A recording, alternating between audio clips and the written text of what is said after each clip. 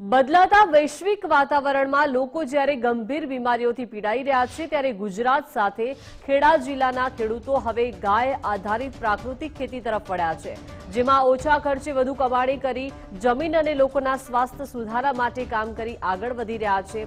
ખેડા જિલ્લાના મહુધા તાલુકાના કપરુપુર ગામના પ્રકાશભાઈ ભોઈ છેલ્લા 5 વર્ષથી રાસાયણિક ખેતી છોડી પરંપરાગત કુદરતી ખેતી અને થોડા વર્ષથી ગાય આધારિત પ્રાકૃતિક ખેતી કરી રહ્યા છે।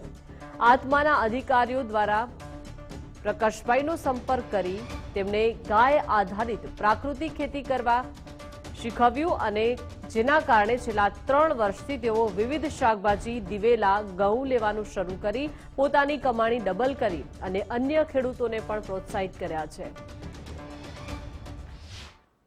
માટે મેં રહેતી પ્રાકૃતિક ખેતી તરફ વાળ્યું અને પછી મને ઉત્પાદનમાં સારું એવું પહેલા જ વર્ષે જે મેં પ્રાકૃતિક ખેતી અપનાવી, પહેલા જ વર્ષે મારે અમે યુરિયા જેવું રાસાયણિક ખાતરો ઓછા કરી દીધા, એટલે મને પહેલા જ વર્ષે એનું રિઝલ્ટ પાવરફુલ મળી। એની અંદર મેં તુવેર કરી હતી, તુવેરમાં સારું ઉત્પાદન મળ્યું ને તુવેર હું કોઈ પણ જગ્યાએ વેચવા ગયો નથી બજારમાં, મેં ઘરે બેઠા બધી તુવેર વેચી હતી અને મને એનું સારું ઉત્પાદન મળ્યું।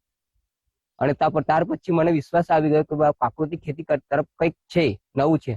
ત્યારથી મેં પ્રાકૃતિક ખેતીમાં 2 વીઘાથી શરૂઆત કરી હતી। રહેતી મેં અત્યારે હાલની અંદર 5 વીઘા સંપૂર્ણ પ્રાકૃતિક ખેતી ચાલુ કરી દીધી અને એનું મને ઉત્પાદન પણ મળે છે, જેવું જોઈએ એવું રિઝલ્ટ સારું મળે છે, કારણ કે કેમિકલ કરતા વધારે સારું રિઝલ્ટ મને મળ્યું છે। અને હાલની અંદર પ્રાકૃતિક ખેતી મારા માટે એક વરદાન રૂપે બની ગઈ છે કે મને જેવું જોઈએ એવું કોઈ પણ પાકનું ગમે તે આ ખેતર મારી ખેતરની અંદર વાવું તેનું ઉત્પાદન મને મળે છે અને એનો સારો ઉગાવ પણ નીકળે, એની અંદર રોગચાળો પણ ઓછો જોવા મળે છે। અમે પહેલા રાસાયણિક ખાતરથી તમાકુ જેવા પાક કરતા હતા, બાકી તો થોડું ઘણું અનાજ ખાધા જેટલું પકવતા હતા, પણ એમાં એટલો બધો પહેલે ફાયદો મળતો નતો। પછી અમારા દિયર બીમાર થયા પ્રકાશભાઈ, પછી અમે પ્રાકૃતિક ખેતી તરફ વળવાનો વિચાર કર્યો। ખાતર રાસાયણિક ખાતરના બદલે છાણિયું ખાતર જેવા ઉપયોગ કરી અને પાક પકવવાનું શરૂ કર્યું। અમે તો પહેલા અહીં ઘરે નતા રહેતા, એવા એકલા જ રહેતા।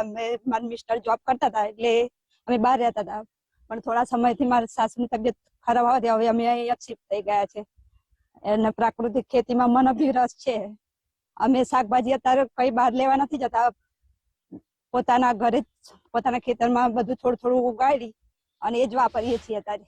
રાસાયણિક ખાતરોમાં શું છે કે જેમ જેમ સમય જાય એમ જમીનની ગુણવત્તા ઘટતી જાય, ખર્ચો વધતો જાય અને આવક ઉત્પાદન ઘટતું જાય, ત્યારે આમાં એનાથી રિવર્સ છે કે જેમ જેમ સમય જશે એમ એમ જમીન સુધરતી જશે અને એના કારણે ઉત્પાદન પણ વધતું જશે।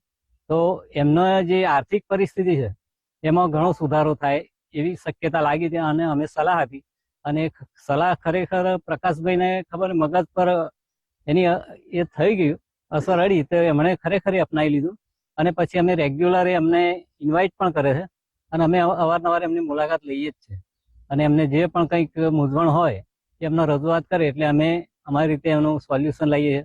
તો અમારી જોડે માહિતી ના હોય તો અમે આગળ પણ રજૂઆત કરીને એમનો ઉકેલ લાવીએ છીએ। અને અત્યારે આપણે આ છે પ્રકાશભાઈના ખેતરમાં ફિલ્ડ વિઝિટ માટે, અને અત્યારે એમણે ઘઉં કર્યા છે, કઠોળમાં છે ચણા કર્યા છે અને ડુંગળીનો પણ પાક કરેલો છે એમણે, અને દરેક વસ્તુ પ્રાકૃતિક રીતે એમણે ખેતી કરવાની ચાલુ કરી છે એમણે।